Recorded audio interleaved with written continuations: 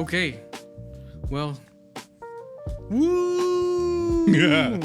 We are back here today on the Matt Show, where I try to find the coolest people that I can talk to in tech, culture, business, and the arts. I'm joined today by William Smith, not the one who slapped Chris Rock. Maybe you didn't like that joke. Okay, I'm glad you laughed at that.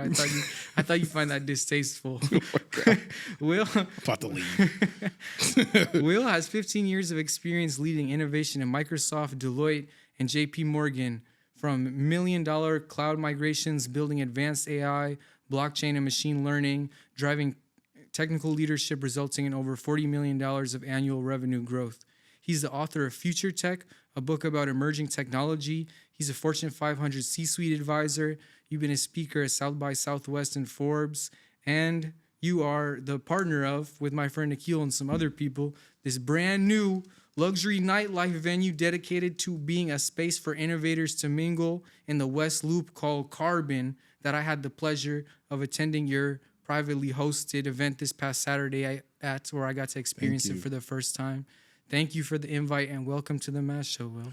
Thank you, man. Thank you. I'm so excited to talk with you. Great energy. I'm big into good people, and since I've met you and some of the other people that I've met, I've always been like gravitational to others like yourself. So thank you for having me on here. Yeah, vice versa, no problem.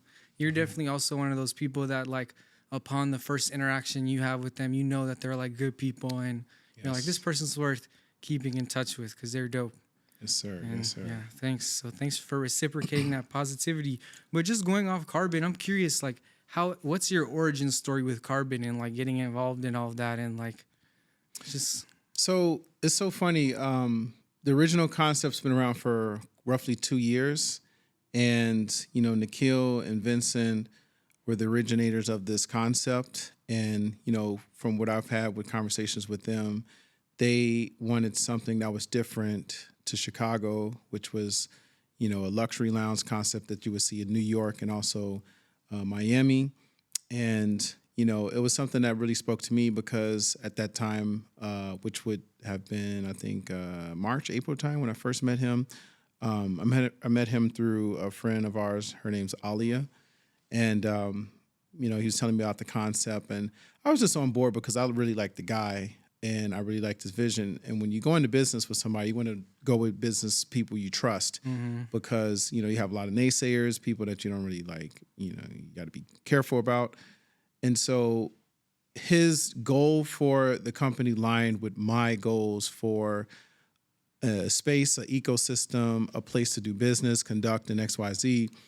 And so we just had a congenial moment. So ever since then, it's just been like, how do we make and effectively plan out the next best steps in order to make that possible?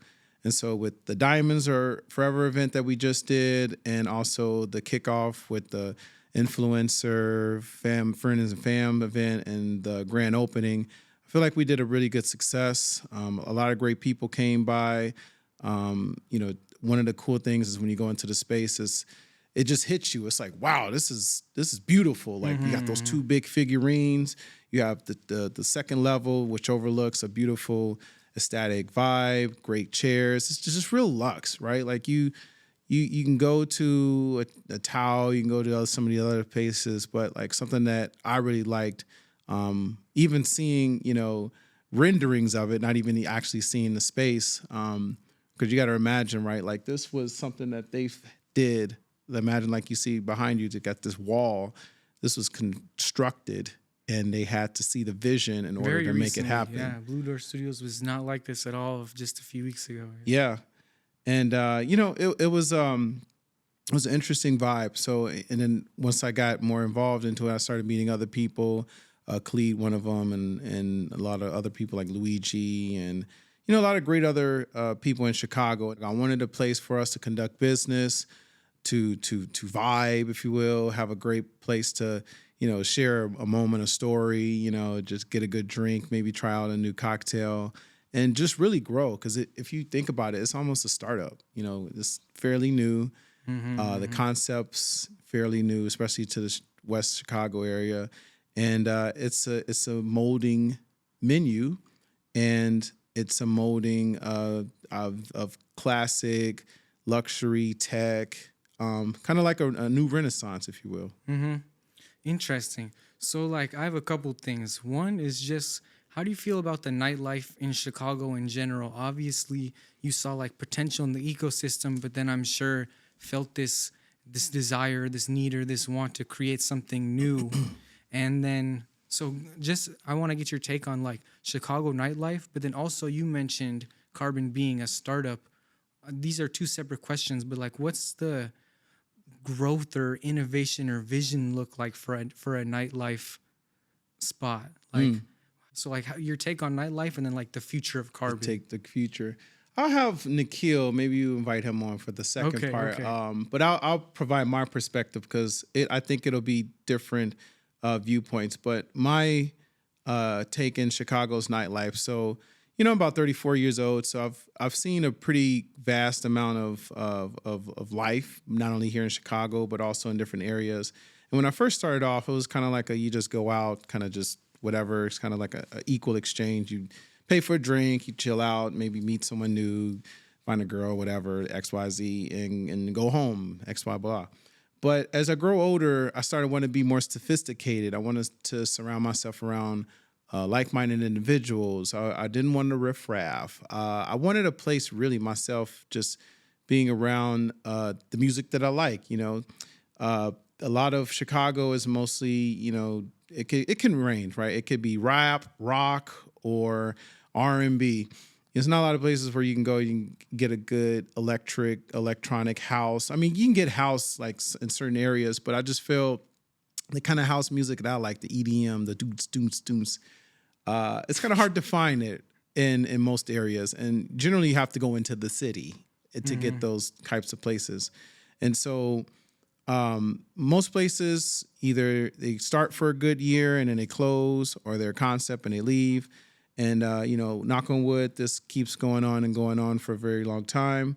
But generally speaking, my take in it is now I'm at a point where I want to meet great people. I want sophistication. I want a place to conduct with business. And ultimately, I just want to have fun in a different way than how it was, back when I was in my 20s. Before it's just like it didn't really matter, just rowdy, rough, and go ham and go forth. But as far as the future, and my point, I'd love to see the space be more catering towards the tech. So Fulton Market's a great space for a lot of innovators, a lot of big company people, and it's a lot of big businesses still growing in that area. I feel like it's the new River North, where a lot of big businesses are starting to funnel and grow, and more affluent people that come from out of town, they go in there and they party and whatever. And I feel like it's a new space where we could, have this hybrid of tech entrepreneurship involved with fun, engagement, and no ego. So my hope for the space is it continues to, grow in itself, and it attracts the right people, and it keeps that gatekeep, if you will, of the right people involved, and the naysayers, the bad apples, they find a way to not come. No ego could be hard in tech. Yeah. But if you can create that environment, then that would be cool. It's hard, man. When you go in interviews and, sometimes you feel like you're talking to somebody and they feel like, oh, they know more than you, and they look like they're talking down to you. It's like, we don't want that. We just want good people, hang out, chill, vibe. Yeah. Nice. Cool. So. Take me back a little bit to your origins in tech, and you're a former founder, right? Yeah. What were you working on back? So I started off in tech. I want to say my claim to fame is back in 2007, a movie by the name of Iron Man came out, and I was so inspired by that movie because I thought it was like the coolest thing out. I feel like so many people say that. Dude, it's a good. I wonder what that is. Yeah, it's a good movie, and there's other ones too, like Dune and like anime and stuff. But I've always been big into anime. I've always been big into like technology, like to some sort. Like I've always like been interested in that. But I wasn't a very go-getter kid. I was just kind of like, just let things happen last minute, whatever. And so I had the opportunity to have a really good school that had a great teacher who was a former Accenture, executives. So she taught me Java because I told her, hey, I want to learn how to build a Jarvis. She taught me Java. I learned how to build Java in high school. And then in college, I, took those skills and I found a job.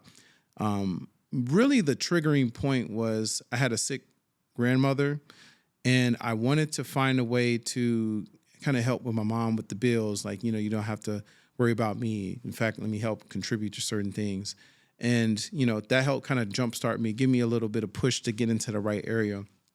And then since I had that job, which was at a law firm, I started getting other roles like JP Morgan and other cities. Like I've worked for the Department of California. They have a system out there. And, kind of the rest is history. Worked in London, worked at Deloitte, worked at Microsoft. And, the driving goal is I've always been very passionate about technology. I wrote a book on it. I love talking about future technologies. I feel like in some way we need to be very technical minded as a society, and we just need to be more focused on the betterment of each other, but also the betterment of our mind, our bodies, clean air, clean water. It's just some of the stuff that we should have, right? Like you look on TV and it's like, it's just battle after battle, but it's like we should be more of a civilized and more functioning society. And I just think that like if people were more tech focused, we would be in that retrospect. Like you think about building software, it takes a semantic mindset. It takes a problematic, patient, and just a good foundation of science in order to do that. Most people, if they have that in true life, they would know how to like solve most of their problems instead of just complaining. So you have this book, Future Tech. And if I'm not mistaken, you even taught like kids on AI, right? Yeah, little whippersnappers. I just teach. I love, especially the rapscallions, because I grew up South Side. I was from the East Side, and like a lot of my upbringing, God willing, I came from a great family, and we never had to be in want. But the people adjacent to me, public housing, issues at home, and luckily I had great people that helped raise me. But being adjacent to that, you are cognizant of some of those problems, and I just really was okay, kind of being able to co-adapt with people both on the higher spectrum and the lower spectrum. So I really think that life kind of adjusted me to be able to help certain people like that, or help, underprivileged kids and underdeveloped areas, helping them get that, let them be the access. Cause, a lot of the Southsiders don't trust be honest, they don't trust other races. They don't trust other people because they feel underinclined. Alienated, But, I've come from a mixed background. I come from a mixed racial family. And I just feel like we should be doing this stuff. Like we should break these barriers. Like it's 2025, like, come on, like we need to be like fixing the next 100 years of problems, not worrying about, civil justice. I just feel like certain things we as a society, we should already have built and broken these battles. So I love talking to kids. I love teaching them on computers, AI. My focus is definitely tech. So like, no bull boop, but just no excuses. Why are you not where you need to be right now? It's not because you're, underprivileged, blah, blah, blah. It's because you don't have no work ethic. You need to get together. No one's going to help you. You got to help yourself and do what you got to do to get to that point. So technology was, my point. I was gung ho, like I didn't finish school. I went to college, but unfortunately I had to, bail out. But that's not a crutch. I think I did pretty darn good. And that's how life be. Sometimes you take a little pivot, but guess what? You got to get back onto that force. You find what works for you. It may take 2, 3, 4 more steps, but you'll get there. And I try to relay that in the kids that I, specifically volunteer or teach or big brother mentor to in order to help them have those mental tools in order to combat real life.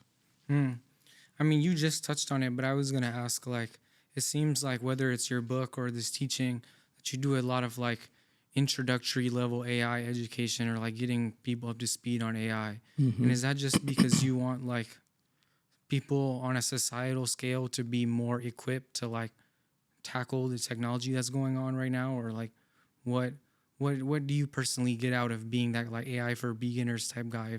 Correct me if I'm wrong. I just think about if I was me 10 years ago and I had a me 10 years from now, like how can I better myself? How can I equip the people around me? Because I can't fight the wars and battles across the seas. I can fight the battles and wars that's in my neighborhood, my background. So at the end of the day, if we're not doing anything at all, we're just with things and how they are currently. So my fight is technology, and that's what I'm good at. I can't necessarily step in the classroom and tell a teacher how to teach and raise kids, but I can damn sure go to Microsoft, put on a dope speaking presentation and wow the heck out of these kids and speak to them into a way that they understand and grasp versus in generals and they don't understand, like, because it's not what they're used to. It's interesting that you didn't go to school because like, well, I didn't, or you did, but you didn't finish. And I didn't go to college. I did for one day, funny enough, but I feel like I'm damned to this unconventional path. And curiously enough, you've been at Microsoft, you've been at Deloitte. These are like huge corporate names. So without a degree, I'm curious how you like got into that conventionally large corporate environment. Well, it's a mix of course, capabilities, God, because sometimes I have no idea how I've gotten to these predicaments, but also utilization of the network. So at the time of Deloitte, it was when I came back from London and I was working on like, what was next? What can I do next? I have no idea I don't know what's next. And that's when my uncle passed. He was very paramount in my life. He was a good father figure. I didn't grow up with my dad, but he was my father figure. So I was kind of in an interesting point where I'm like, all right, what am I doing with my life? I got to get this stuff together. Like I'm sure he's like, I wouldn't do anything bad or anything. It's just I wasn't happy with where things were currently. I'm very ambitious and I'm very hard on myself. Not like, I'm a failure, but it's just more or less like I hold myself very accountable for the things that I do and adjacent to me. So I want to make sure that like I'm doing things more intentional and more purposeful.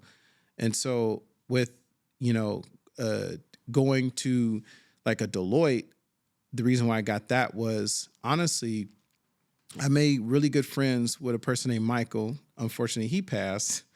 He was a really good friend of mine. And, he helped bridge the gap in my life between tech and all these other business aspects. And with his connection, his like recommendation, he helped get me in contact with the hiring manager for that Deloitte division that they were looking for. And then with, that big of a name on your resume, it's easy to go with a Microsoft because they're looking you up on LinkedIn. So in order to find you, they know how to get you in XYZ. It's really relationships. 100%. Yeah, I think that's, if you don't have a degree, it's all about relationships, is it not? Yeah, like, I say degree is auxiliary. I won't say it's not pertinent to your studies. I feel with AI, depending on where you go with AI, having a doctorate in AI, some sort of degree would be, more advantageous. For example, if you work for like an open AI and you're actually working, I would compare it to a brain. If you're working on the brain of OpenAI, like the mission critical points of it, it's almost similar to working on a brain for a human. You kind of want to have a lot of technical acumen for that. I would say 80 to 95%. Otherwise, you don't need one. So good hard skills, just learning how to program, software development lifecycle, all of those things are very pertinent to good technologists, but also good listening and learning skills and just adaptability, just the quant to just continuously better yourself. That's really more important than any degree. Certifications are good. I feel now it's a hit or miss. I think they're great, but honestly, just output and know-how really trumps anything else. Yeah, output for sure. If you can show for what you've done, then like, and throw that on your resume, you see Yeah. the results someone's produced firsthand. Yeah. You could say, I built this. How did you build this? This is how. Yeah. We need this. You know? Yeah. Speaking of like technical acumen and AI, I'm curious what your take is on like this tension between, in my perception, the democratization of, but then the saturation of what AI is allowing us to do. Like whether you're a video editor or you're a software engineer or you're a digital marketer or whatever the case may be, it's becoming easier for everybody to create, to develop, but also now so much more competitive. And so it seems like, I don't know, I'm curious what your opinion is. It seems like not only do you have to be technically talented, but you kind of got to get on the AI ship, or else you can like get left behind. You know what I mean? That you can say screw AI when the reality is it's just becoming too prevalent to like, if you don't use it, then other people will, and you'll lose it. Yeah. It's interesting because it's a double-edged sword. It's a tool that is highly capable of, understanding and doing a lot of tasks very well. And like any other tool, it can help and hinder. A lot of people can be more reliant on that tool. But I think that it's a great thing that's been going on. Unfortunately, it's happening in probably one of the worst times in history as far as a market perspective. It's like a good and a worst case. And it's probably in the strains because of, COVID, big pandemic, crazy enough during the worst times of history, the greatest almost times of history of productivity happened. So we're both facing those two strain dualities at the same time, plus other like political games or whatever. But I would say, from a simplistic perspective, I think that us being equipped with these AI tools are some of the best things in my world, because I think of if I had GPT in the 90s when I was a kid and learning, I wouldn't be so self-reliant on certain things. I feel like I would be more of a go-getter, or I need to do this back then versus 20 years from now. And that's due to like just being in the technology field, learning and just having that go-getter mentality. I don't know. I think that a lot of people see the negative parts, which would be the layoffs, the challenges, and those are due to multitudes of things. Those are due to companies shelling all of their monies into developing these models and in the hopes of potentially, replacing humans. And that could be good and that could be bad. There's some things I don't want to do on a day-to-day that AI will do. Sometimes I don't feel like coding. Vibe coding is a great, next step auxiliary to, the day-to-day coder, but it's definitely not perfect. I'm saying for, Can you break down what vibe coding is for like someone who may not be familiar with that term? Yeah. So vibe coding is basically a term you use, you're letting a coding tool kind of take the reins of a, lead developer. So you're developing an intent or a goal, and the agent is building out what that should look like. And, it's typically not a term. It's a term that it's kind of been used more recently. I feel like it's subject to change because I don't think it personifies what's actually being done. But ultimately, it's you telling or giving an instruction to a tool to do some sort of task. That task, that end goal, is broken up into multiple tasks, and that is actually the end product, that final goal. When you do that, you're relying on whatever, model, whatever product to build that, and it could build it in its own way, totally, irrelevant or different than what you say.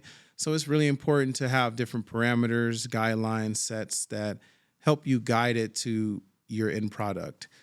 It's only going to do probably 75 to 85% of, maybe I'll probably say like 60 to 75 in some cases of what you want it to do. And it's up to you to finalize that final, 20, 40%. My understanding was that vibe coding just meant like you're leaning on AI to do most of the coding for experimental or like speed reasons to like make something quick. Am I wrong? Or is that like, To some degree, yeah. I mean, it's just you. it's like you're vibing? Yeah, That you're vibing, you're chilling, you're letting it do the work. Yeah, essentially, you're letting it do the work. You have the goal in mind, you prompt it, and it just does its thing. One interesting thing I saw in your newsletter that I actually did not know until I read it was that YouTube now lets you request the removal of AI generated content simulating your face or voice. And I feel like that could just get so much worse. And so, like, do you think platforms will get better at detecting deep fakes as technology evolves on like the optimistic side?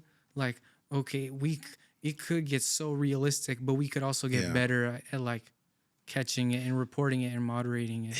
Man, it's so crazy. So I was looking on Twitter the other day, and I'm noticing a lot more AI models, but not like AI like LLMs, but Like actual these models. models, Yeah, yeah, super yeah. beautiful models.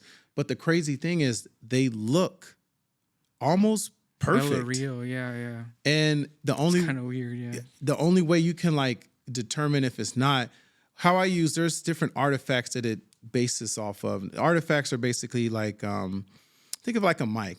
Like you would think a mic would have like a stand, something similar to this. It could be standing on the ground. It could be mounted on this. So you look for these specific artifacts. They don't capture 100% accuracy, these types of visual resemblances. And so sometimes it can look kind of weird. For example, like I was watching a video before, guy was recording a video like with a phone, but what was on the background wasn't necessarily what was being recorded. So there's different ways you can detect that. And I feel there's a big business in that, by the way. Just verification of those things. But back to the question, Interesting. Yeah. I definitely think it's going to get better. Both we're going to be better at looking at these, fakes and realizing, because there's going to be a huge need for that. But then also the detection systems in itself is going to get better. YouTube, Google, I feel they've done a lot within the algorithmic space because of YouTube. People putting up just outlandish stuff, and it just, before it even gets to the point of being uploaded, it gets shut down. Just having that blocker already implemented is it's always been here as early as 2012 or 2009. As soon as a lot of people started using YouTube and uploading information and reporting an issue wasn't good enough, they started building algorithms for that. The more people complain about their likeness being seen in some of these videos and images, that algorithm is just going to keep getting better and better. And algorithms get better as we typically use them. The more data we kind of implement and correct, they get better. How do you feel about AI slop? Are you a vertical video scroller like Reels or TikTok or YouTube Shorts? I feel like by the day I see more and more like AI videos, especially now with Sora, and it's just getting so crazy. Like, You're so stupid, man. I watched a few and I just feel like, oh God, this is so stupid. Like, for example, there's this one, my friend Aaron sends me something about, it's like a cat, and like the cat has these outlandish stories. Like, It's a girl. It's like they look like humans, and it's a wife cat and a dad or That's actually the husband one cat. AI slop video that I like. Is They the just cat so stories. ridiculous. Meow meow meow meow Yeah, meow exactly. meow meow. That's like the background music, and It's the like like some cat gets Rihanna bullied, thing. and then he gets swole, and he like avenges his father. Yeah, it's like wow, That's these the are one just videos I stupid. like. But I really think they're gonna start getting better, man. Like they're gonna have some they're gonna have a preferential bias to itself where they're gonna like the fact that we watch those and they got better watch time, the algorithm's gonna catch on to that and start making videos that are gonna be those likely likenesses because we starting to watch them more. And I know there's so many of them out there, but you know they kind of come and go. But man, it's just YouTube is definitely. I think they said something about demonetizing those AI based videos because Because it's people are just so racking up many of them. so many views with them.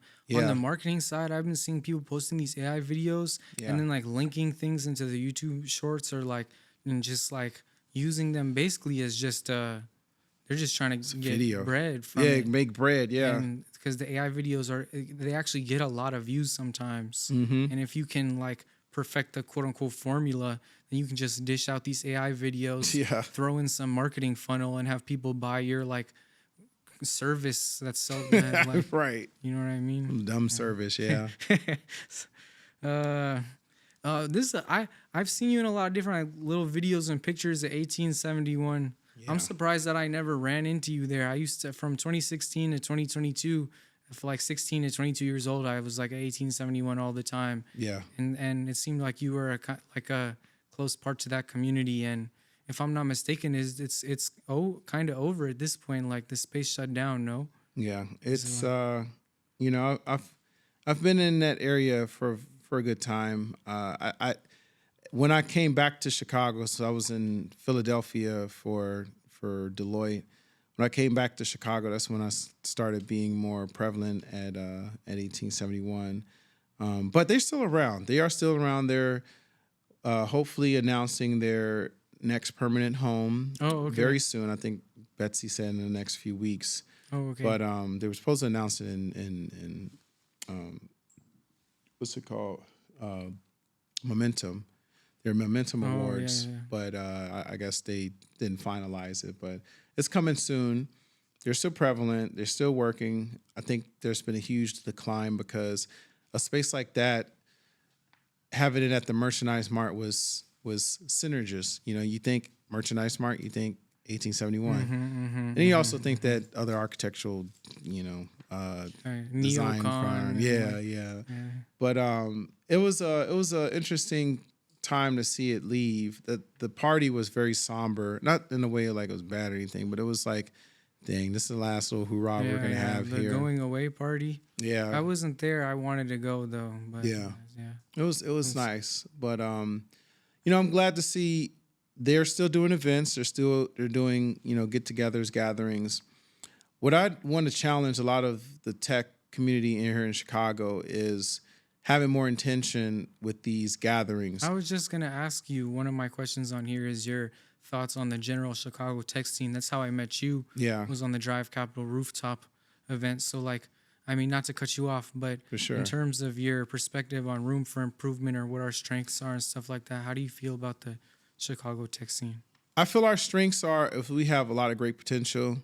One thing I really like about Chicago is, it is the center of everything, right? We have clean water, we have logistics, we have AI, data centers, we have land, we have agriculture, we have aeronautical, there's so much capability in all areas, but for some reason we're always second to last place. And it's due to multitude of reasons I can't even necessarily break down 100%. But the main, I feel, core is we're always compared to both coasts and Texas because it's cheaper and different things. I feel in some retrospect, there needs to be more course when it comes to not only politics, like local and governmental, just letting us have a runway of both money and capabilities to get done. We have a lot of great engineers here. We have a lot of great people that are willing and ready to work and do stuff, but we don't have the capital and just I say capital and space. So I say the challenge for people here currently is, of course, who doesn't want a checkbook sent to them, right? But there needs to be a driver of some sort, the person to get stuff done, someone that allocates and equivalates to the next calling of technology, because we have a chance to make this a new coast. We have all these great industries and they're all here. We got great food. We got great, city landmarks. We have sustainability. We have clean air, water. We don't have earthquakes, the occasional tornado that comes and blows stuff away. But we have a lot of great stuff here, but people not using it in the right way. And they throw these little get-togethers and nothing gets done. So the next get-together... What do you mean by that? We throw events all the time, and I hate to put names to certain things and get in trouble, but I just feel, these prominent announcements, these things that have been said, I haven't seen really anything get done from them. And I really want to challenge these organizers to really focus on what's the outcome and measure those KPIs, because those are the drivers of who comes into Chicago next. Quantum is a big thing that's going to be a huge leader of innovation here in Chicago. No one knows what the heck it is. The industry professionals are accepting and ready for it. The community doesn't want it. Why? Because they feel like they're taking money out of their pocketbooks, but we're not doing a good job educating them. We're not doing a good job leading the next generation to be these scientists, to go work into those facilities, to understand those things. And it's like we have a huge opportunity to have that big boom here. And I don't think that as a city, we're doing a good job leading that charge. Interesting. That's that. I don't hear that as often when I interview people. People are normally like more bullish on the here's what we can do and we're just about to be able to do it, or it's gonna happen soon, or But you're saying that a lot of those claims aren't followed through as often as they could be or should be. I don't think we're doing enough.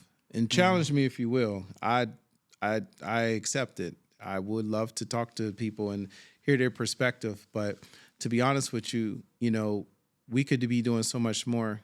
The reason why people want to leave here isn't because we don't have the capabilities. It's just nothing's getting done. Nothing's. Maybe it's a perception, right? Like your perception is reality, but ultimately, you look at those 4 stars and those 2 stripes. You want to see some good happen here. So it's like, what are we doing? How are we holding each other accountable to get stuff done in the tech space? I'm throwing these illustrious events to bring all these rich people together to funnel business back. And I'm also providing a space for tech people to be interested in having a good time here. That's one of many possibilities that could be done, So when we have our future of X, Y, Z, let's make sure we get the right people involved into these rooms and get stuff done. How do you feel about the tech job market today? Like, because you've given some advice on how to get into tech, without a degree or just in general. I mean, it seems like on the education standpoint, whether you're a college graduate or you're an elementary school student, you kind of try to help lead people on how to get into tech. And I hear so much different opinions about, how the state of the job market is, and I'm curious what your take on it is. The game's changed for sure. It's not what it was 7 years ago. Before the pandemic, I think it was easier to get a tech job. You wake up and breathe, you got a tech job. That's how simple it was, I feel. Now it's more you versus 100 other people. I think most of Fortune 500 company openings, they probably close at close to 4 to 5,000 applicants. So you're going against a crazy ton of people for one role. It could be something as simple as custodial services to developer to XYZ. And the crazy part is you're not only going against people that live in Chicago, in the nation, and sometimes in the world. Some people sometimes deep fake, or not want to say deep fake, but sometimes they fake their application, or they're rushing to find their next role for H-1B sponsorship. And you're just going up against a lot of people. And unfortunately, I can't necessarily say I can't necessarily give sound advice, because the game is changing so much where it's like we're dealing with a crisis of building a house, and it's still earthquaking. It's still breaking down. But I will say the best way to fix or to better yourself in this market, of course, have the technical acumen, of course, build your network, work on your resume, XYZ, but do something that someone else isn't doing. Be that person that someone comes to for a specific problem or issue.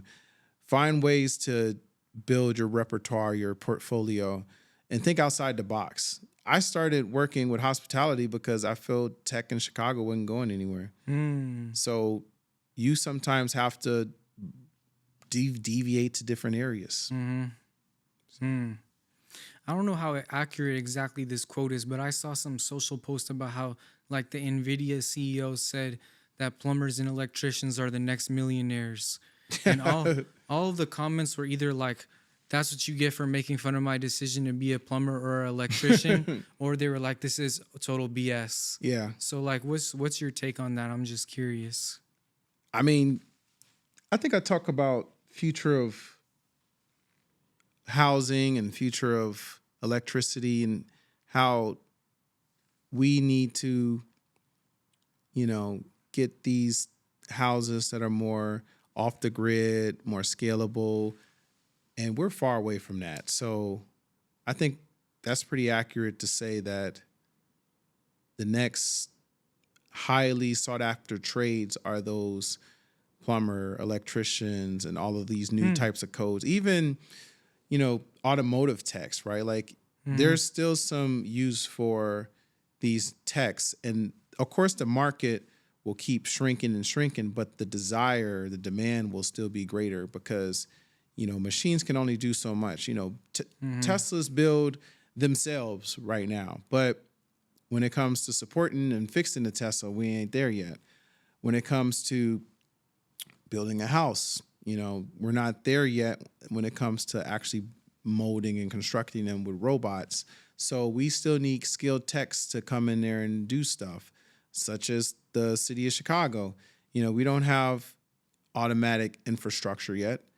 It would be awesome if we did. It would be awesome if we had a tech-focused administration that would be more focused and inclined to getting things more forward progressing. But there's still huge demand in those areas for those people. So I commend you if you're handy with your hands, and you want to learn about, ohm meters and using oscilloscopes, get an electrician. Is it electricianship? No, it's a new word. I don't know. Getting to electricianing. I think that's the word. Well, hey, I don't have a dictionary in front of me, so I'm curious, like, what's the main stuff you're working on these days? I know we touched on carbon a little bit. Yeah. I know that you do like advisory and consultancy, and you do like fractional C-suite level work. Yeah. I'm curious how like people can reach out to you or support you or get involved with any of your projects you got going on right now. Yeah, we'll definitely come by Carbon. We open Thursday through Saturday, subject to change. But, feel free to reach out to me on Instagram, LinkedIn. I also do a lot of content on what I don't know about now, but I am going to start kind of ramping up on the YouTube again. But I do content as well on there. But feel free to reach out. My specialty is definitely technical advisory. So I work with a lot of firms and just really just going to market, not having to worry about what you don't have. Work with what you have right now and getting to the next step of scalability and just having that relentless effort to use technology and go-getter methods to get to that next step. Cool. Is there anything I haven't touched on that you want to mention? I think that you kind of touched on everything. I am looking to collaborate with other tech people. So if you are tech focused or if you're a founder, feel free to reach out to me, hit me up. I'm always looking for like-minded individuals. I want to, create an ecosystem, especially around AI and especially around futurism, futuristic, mindset of people. So like people who are like forward thinking, like, how can we improve on our day-to-day tasks? How can we build agentic AI? How can we, inspire the next generation? So I'm always looking for people like that. So if you're out there, reach out. Cool. Well, thank you so much for coming on the show. I really appreciate it. And this was a nice conversation. My pleasure, man. Thank you for having me. Thanks, Will.